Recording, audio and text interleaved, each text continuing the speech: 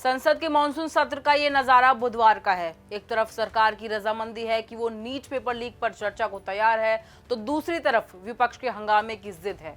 मंगलवार शाम को पीएम आवास के सामने विपक्ष के विरोध का सिलसिला बुधवार को सदन तक जारी रहा। राहुल गांधी समेत पूरे विपक्षी सांसदों का कुनबा सदन में काले कपड़े पहनकर पहुंचा। विपक्ष का कहना है कि जंतर मंतर पर पुलिस की कार्रवाई, नीट पेपर लीक और अन्य पेपर लीक मामलों पर सदन में चर्चा कराई जाए।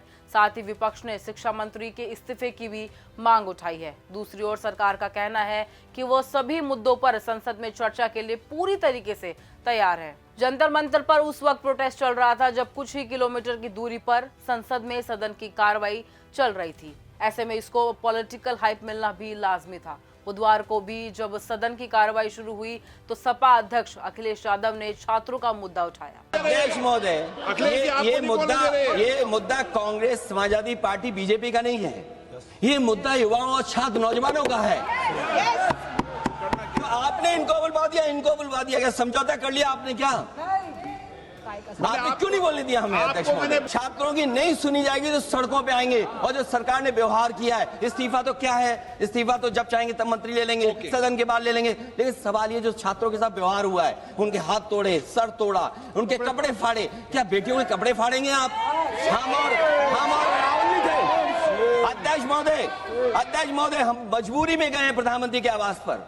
सदन में जब विपक्ष ने ये मुद्दे उठाए तो सरकार ने भी अपना रुख साफ कर दिया कि वो सभी मुद्दों पर सदन में चर्चा के लिए पूरी तरीके से तैयार है। संसदीय कार्य मंत्री किरण रिजिजू ने साफ कर दिया कि सरकार पिछले 3 दिनों से लगातार नीट पेपर लीक के मुद्दों पर चर्चा के लिए तैयार है।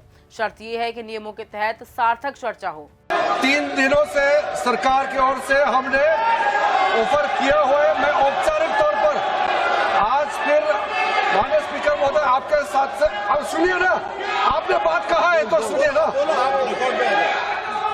सरकार नीट पेपर लीक का चर्चा के लिए पूरी तरह से तैयार है और हमने पहले दिन से कहा है, जब चर्चा होती है तो किसी नियम के तहत होना पड़ता है और इसका व्यवस्था बनाना पड़ता है। मैं अनुरोध करता हूं कि चर्चा कब होना है, चर्चा का ड्यूरेशन, कितना लंबा चर्चा होना है और किस नियम के तहत होना है, माननीय स्पीकर महोदय सारे पार्टी के फ्लोर लीडर से बातचीत करके इसका निर्णय किया जाए। सरकार की इस पेशकश के बाद उम्मीद थी कि सदन की कार्रवाई जब 2 बजे शुरू होगी तो शायद जरूरी मुद्दों पर चर्चा की जाएगी, लेकिन हुआ इसके उलट।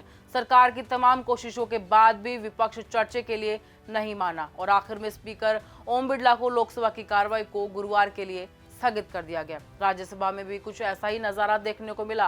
कांग्रेस अध्यक्ष मल्लिकार्जुन खड़गे ने राज्यसभा में शर्त रख दी थी कि जब तक शिक्षा मंत्री इस्तीफा नहीं दे देते तब तक सदन में चर्चा नहीं की जाएगी। और रूल्स 267 के तहत यहाँ पर बहस करना चाहते हैं, उसके लिए अगर फेयर डिस्कशन होना है तो शिक्षा मंत्री पहले राजीनामा देना चाहिए। धन्यवाद। जब वो राजीनामा नहीं देंगे, निष्पक्षपात चर्चा यहाँ नहीं होगी।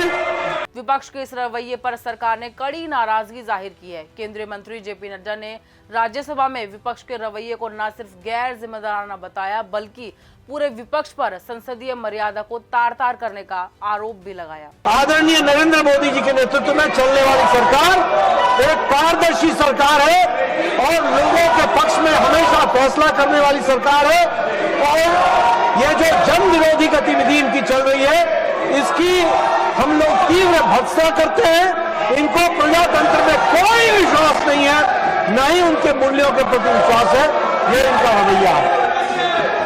एक तरफ सदन में सरकार की चर्चा के लिए कोशिशें थी तो दूसरी तरफ विपक्ष की जिद, और इन सब के बीच सदन की कार्रवाई बुधवार को भी हंगामे की भेंट चढ़ गई, वो बिना किसी सार्थक चर्चा के, जबकि सरकार लोकसभा में इस मुद्दे पर विस्तृत चर्चा कराने की सहमति जता चुकी है। फिलहाल के लिए इतना ही। ऐसी तमाम अपडेट्स के लिए जुड़े रहें प्राइम न्यूज के डिजिटल प्लेटफॉर्म के साथ।